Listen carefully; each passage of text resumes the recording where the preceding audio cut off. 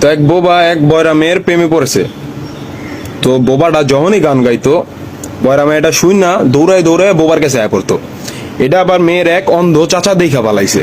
তো অন্ধ চাচা দেখা যায় মেয়ের বাপের ডায়, যার পাও নাই, দুই পাও নাই, ল্যাংরার কাছে যা বিচার দিছে। ল্যাংরা বাপের কাছে যা বিচার দিছে, ল্যাংরায় জিদ্দে চিত্তা মিত্তা ফায়ার হইয়া দৌড়ায় যায়, সাইকেল উঠাইছে, সাইকেল উঠায় যায় বাইকের মধ্যে কিক মারছে, কিক মাইরা গোড়াদা চৌড়াইয়া স্যারের কাছে গেছে। মাজার থিকা চাক্কু বাইর কইরা, পিস্তল দা দুইরা গুল্লি কইরা, তীর যায় স্যারার বুকে লাগে, স্যারাটা হনে মারা যায়। এটা দেখা বয়রা মাইয়াডও মারা যায়। কি সুন্দর একটা কাহিনী লিখছি। আমি একটা ভালো একটা রাইটার, আমি এটা দিয়ে একটা ছবিও বানাবো চিন্তা করছি। ঠিক আছে, তো শুধু আপনাদের প্রয়োজন আর কি, আপনারা সাপোর্ট করলে মনে করেন আমি একটা ছবি বানাইতে পারো।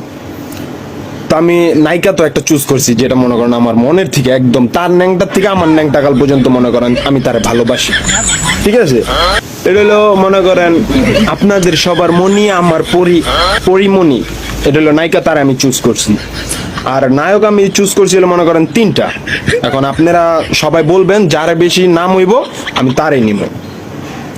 প্রথম নাম হইলো মনে করেন ওই যে বাংলাদেশে যে লাখ লাখ টাকার চশমা ব্যবহার করে, সেটা হলো সুপারস্টার শাকিব খান।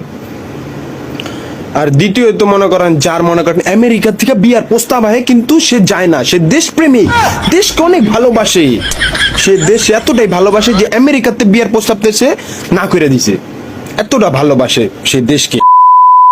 6 প্যাক সবার আগে বাংলাদেশে সে করছে, সেটা হলো মিস্টার জাহিদ খান। আর তৃতীয়ত যার নাচের উপরে ফিদা আমি, মনে করেন আমার যদি বাপ দাদার আজকে টাকা পয়সা থাকতো এই নাচের ভিতরে আমি ডাইলা দিতাম, সব ডাইলা দিতাম। আমি এতটা পছন্দ হয়েছে আমার ওই নাচ। আমি অনেকবার ট্রাই করছিলাম কিন্তু পারি নাই, লাস্ট একবার ট্রাই করে আপনাকে দেখাইতেছি, দাঁড়ান। এই নাচটা আছে না,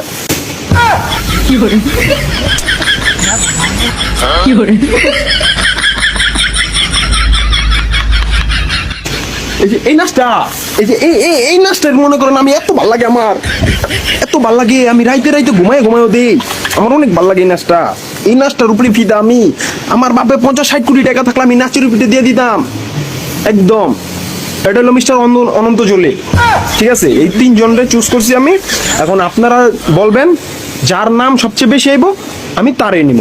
আর হিরো আলম ভাই এটা তো বাজেটের বাইরে। ঠিক আছে, তো মনে করেন আমি যে এই মুভিটা বানাইছি, এই মুভিটার নাম হইলো মনে করেন, টাইটেল নাম হইলো এমডি তুই যে আমি আইতাছি। হিরো আলম ভাই তো মনে করেন অনেক এমপি ইলেকশনে হারাইছে, বহুত অনেক হাই লেভেলে গেছে গা। হ্যার পরে একটা ছবি বানাবো এর নিয়ে, এটা হইলো আমি বইছি তুই খাইতে আয়, এটা হইলো হ্যার ছবি হিরো আলমের। আর অনকার যে ছবিটা এটা হইলো এমডি তুই যে আমি আইতাছি। ঠিক আছে, তো মাইয়া তো নায়িকা তো আমি একটা চুজ করছি। মনে করেন নায়ক আপনারা চুজ করে দিবেন। তাদের জন্য মনে করেন আমার ছোট্ট একটা শায়রি, আমার মন থেকে একটা ছোট্ট একটা শায়রি কইছি আমি তাদের জন্য বানাইছি, আমি আপনাদের বলে শোনাই। চালের ভিতরে থাকে ছোট ছোট কণা, চালের ভিতরে থাকে ছোট ছোট কণা, এরা দুজন হচ্ছে বাংলাদেশের মনি মনা। তাড়াতাড়ি জানাই দেন কার লোমু, দেরি করেন না, আমার ছবিটা বানাই তুইব।